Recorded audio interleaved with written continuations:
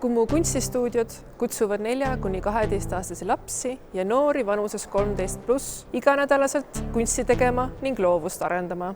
Laste kunstistuudiotes me tegeleme väga mitmekülgsete teemadega. Me maalime, me joonistame, me loome skulptuure, käime näitustel ning nendest lähtuvalt teeme väga erisuguseid kunstiteoseid. See mitmekülgne keskkond siin kindlasti arendab laste mõtlemist ja just loovat mõtlemist. Lisaks ka käelisi oskusi, ka suhtlemisoskust. Siin tekivad alati hästi põnevad vestlused õpilaste vahel, et siin on paljud endale leidnud head sõbrad. Mulle meeldib kunstistuudios käia, kuna mulle meeldib joonistada ja meisterdada. Siin saab savist asju teha. Kuna see on lõbus ja see on väga äge. Mulle meeldib kunstimuuseum, sest siin on väga omapäraseid töösid.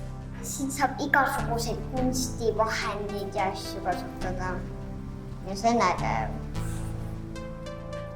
See on klassikaline kunstistuudio. Joonistamise, maalimise, kompositsiooni ja vormiõpetuse õpe ja nende baasil tehtud mitmesugused kontseptuaalsed fantaasia ja segatehnika kombinatsiooni ülesanded. Tihti nad on seotud mingi idee või mingisuguse impulsiga, mis me saame parajasti üleval olevatelt näitustelt. Et ülesanded nagu järgnevad üksteisele sellise metoodilise loogika järgi.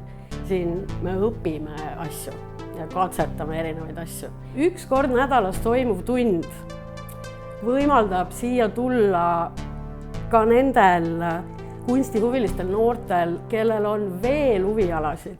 Ja me ootame kõiki, kes võib-olla ei ole ka kindlad täpselt, aga tahaksid proovida. Siin on just see koht, kus nagu saada teada, mis see kunst täpselt on, kuidas moodi sellele läheneda, milliseid erinevaid võimalusi on tohutu palju. Kõik saavad siin kunsti sisse kastetud, aga päris kõivaks enam ei saa.